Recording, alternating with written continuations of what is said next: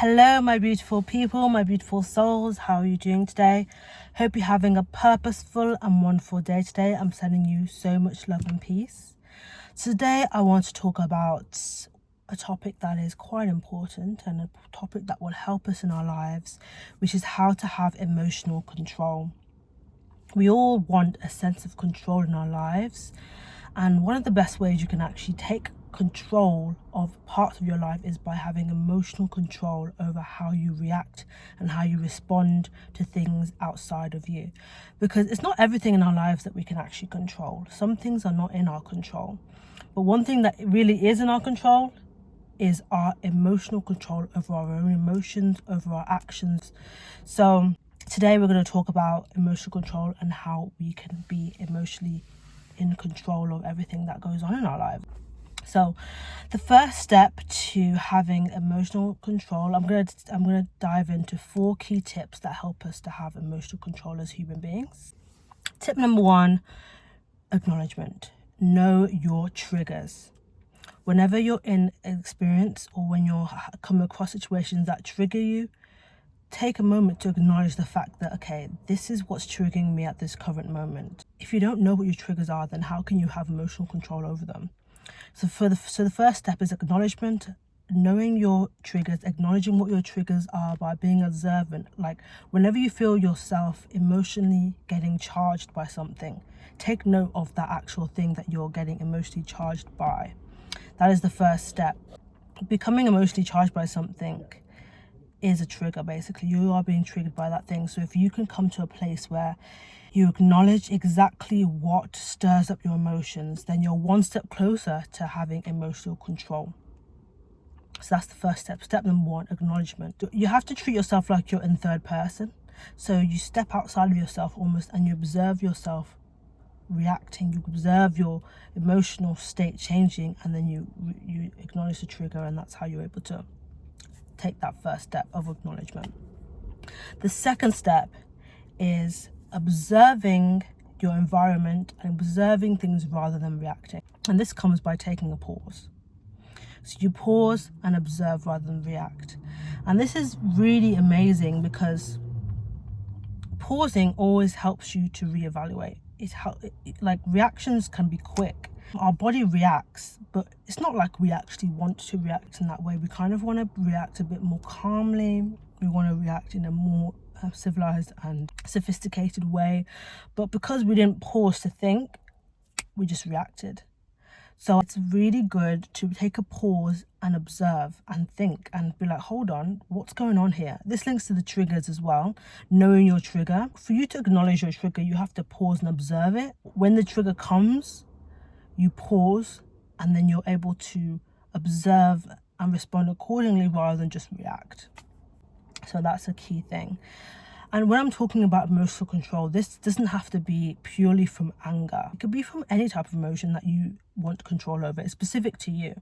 If it's anger that you want emotional control over, you get angry. If it's depression, if it's anxiety, let's take the example of anger. If you get angry a lot and you get rage, you end up in like anger rages and you start throwing tantrums, then first step, acknowledgement. You acknowledge what causes you to be angry. Then after you've acknowledged this over time by observing yourself, observing your emotional state and how your emotional state changes in response to certain things, then the next step is to, when you come across that angry situation again, that situation that causes you to be angry, you pause.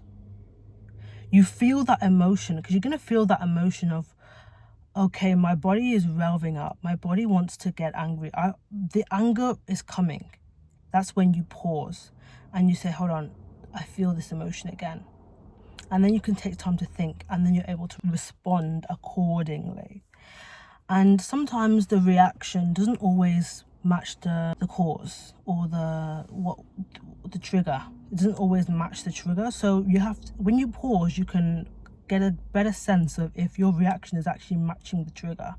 Because sometimes, I don't want to dismiss our triggers, they are very important, but sometimes our triggers come from something that isn't directly what we're being triggered by. Do you get what I mean? Sometimes there's things deeper. There might be surface level triggers, but there's a deeper trigger beneath most of the surface level triggers.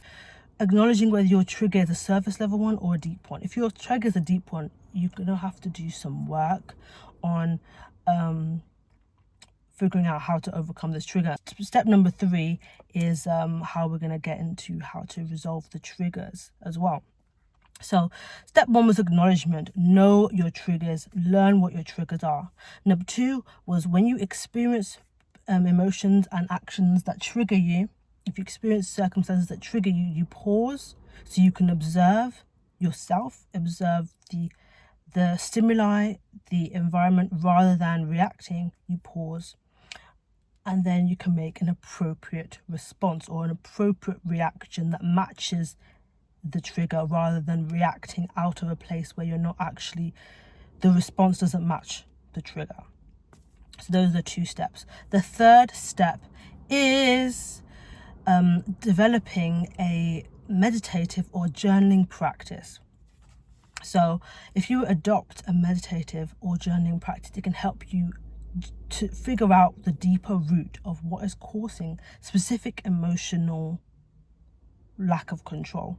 Because most of the time we should be able to control our emotions, but if there's something that you're really struggling to control in your life, if it's anger, if it's depression, if it's sadness, that things keep triggering you for these specific things, you keep getting triggered by certain things over and over again, there's something deeper that you need to figure out and address. So having a journaling practice, journaling every single day, would be amazing, because it can help you to kind of de-stress, take things off your mind, take things off your chest. Whatever's on your mind, write it out. However you're feeling, let it out on the paper, so that you don't have to react to someone else in a negative way based on your trigger.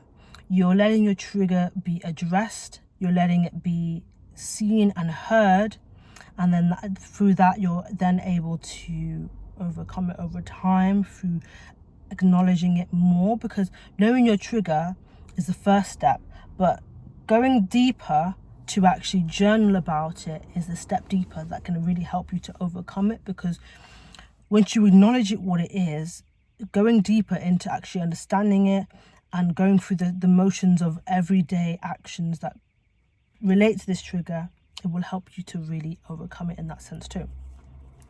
So having a journaling practice and also a meditative practice.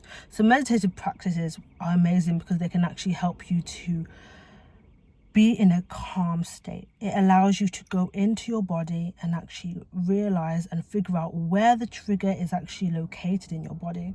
Because triggers can be from different parts of the body. It can be from the mind, it can be from the throat, it can be from the heart. We have different chakras in our bodies. We have different energy centers.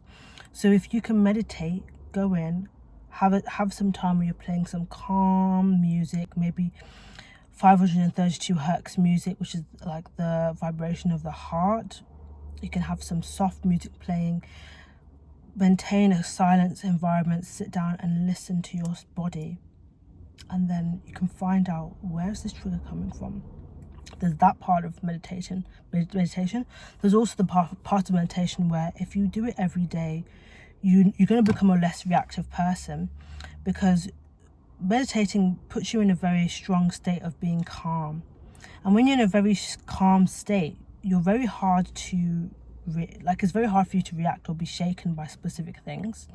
So meditating can help you find where your trigger is in your body, so you can acknowledge that and help that and kind of work through that. Or you can just meditate every single day so that you become overall a more calm, peaceful and non-reactive person as a whole. So those are 2 things, but it's best to do them both. You meditate to find where the trigger is in the body and find how it can be calmed down and resolved. And then you meditate every day to maintain.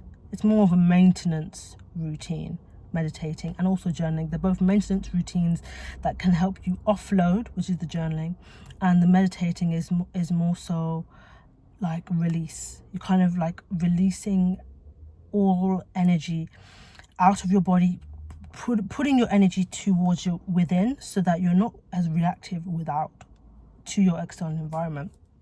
So yeah, that's the step number 3. So number 1 was acknowledgement, acknowledge your triggers. Number 2 was take a pause and observe, then respond rather than react. Number 3 was have a journaling or meditative daily practice. Adopt a practice that will really help you to get into a point where you're feeling calm. You're distressing yourself on a daily basis so it doesn't build up. You're bringing yourself back to your center, bringing yourself back to like your streamline, your baseline every day, so that it doesn't build. Because every day when you're just going through life and you're not really taking time to acknowledge what's happening within your body, your stress levels are slowly going up. Things are slowly going up until one time everything gets too much, and then that's it. And it could be from the littlest thing, and then you feel like you don't have control. But if you do something every day, it actually helps you to maintain a sense of control as well. So it just keeps everything under wraps and doesn't let things get to the point where they're bottled up and now you're exploding and now it's like way too much. This also links to something like sadness or depression.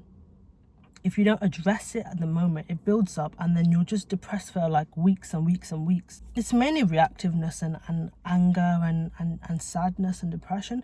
But I want to say these emotions are all emotions that we don't want to just ignore or suppress. Please, we're never suppressing things. We are just maintaining a level of, we're managing it to a point where we're able to rise above it, if you understand what I mean. Because if we allow ourselves to say, okay, anger is an anger is a feeling that I want to feel, and I'm going to feel it every single day, who cares, then we're just going to be angry people. Or depression is a feeling I want to feel every single day, so I'm just going to feel it. Then we're just going to be depressed people or angry people. We don't want to stay in that mindset. We don't want to stay there.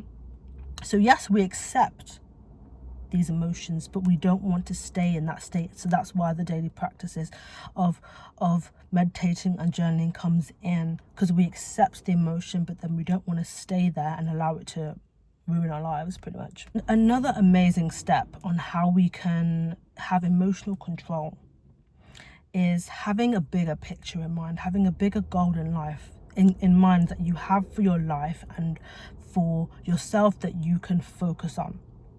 So this is key because it allows you to not sweat the small stuff.